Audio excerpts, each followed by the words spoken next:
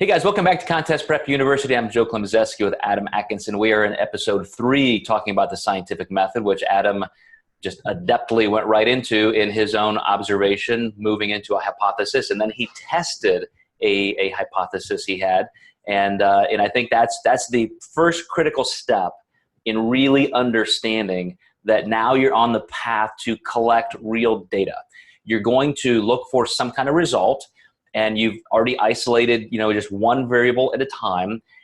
But is it appropriate to test it, just at a contest? What I would argue, Adam, is you could kind of roll back to the observation phase and say, well, on a normal training day, when I'm fully hydrated, let's say I've had 1.5 gallons of water, maybe 2 gallons, and I'm in the gym working out, I don't look, quote, watery. I look full and vascular and amazing. And let me actually start observing that every day. I'm gonna change my water levels a little bit. So you don't have to wait until the day of the show. Your big test, because you're trying to test your effectiveness on contest day, that is something to call the Super Bowl of your experiment. But you can also observe and refine your hypothesis before you even get to that point. And I wonder if you had already done that, if that's how you came up with your original hypothesis. Yeah, essentially what I noticed, Friday night before the show looked good. Saturday, not great. Day after the show, good again. And really the whole week leading up to my peak weeks, I always look good until show day. So I pretty much, the only thing I thought about was, well, if I eat a lot of food Saturday night, maybe I'm going to look fantastic on Sunday. But also, with Sunday, I was adding water back in too. So instead of doing something I was completely uncomfortable with, which was adding a ton of food and keeping the water in, I said, let's just change one thing. Because if I change multiple things, I won't really know what it's going to be. And I would say, we were discussing this podcast or vlog that these guys did, and they were just astounded how the miracle of the burger and fries just made their clients look perfect.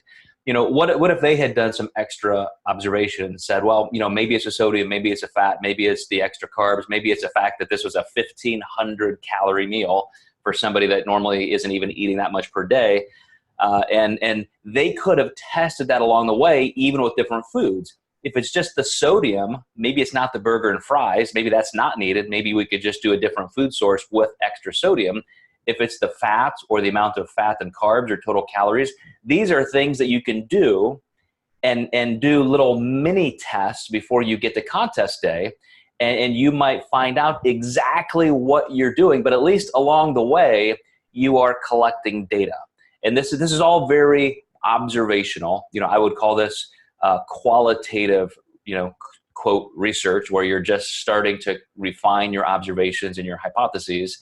But was there anything else that really stuck out to you, as they were going through this, I don't know how long it was. I didn't watch the whole thing. It may have been 45 minutes talking about just this miracle of burgers and fries, and everybody should do this because it works every time.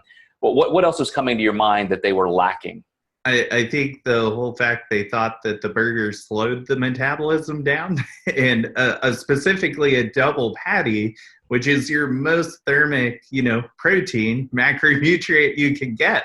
And I laughed my ass off when I saw that. You bring up a great point. So in the absence of real data or analysis, that is the next step, then you're just making stories up, right? And that is the need of the human brain. If we do not understand something, if we do not know an empirical answer, we will create a story. And that's what they've done. They've just fallen back to, evolutionary anthropology, which is, hey, there's thunder, so God must be mad at us, or, there's a famine, so let's go sacrifice one of our children. Maybe that will appease the gods. They're literally just creating stories because of lack of knowledge in an era where you just don't have to do that. So let's move into, in episode 4, we'll take a break for this episode, and we're going to talk about how to analyze results. So thank you, Adam, and you guys stay tuned. We're gonna continue this series in the scientific method.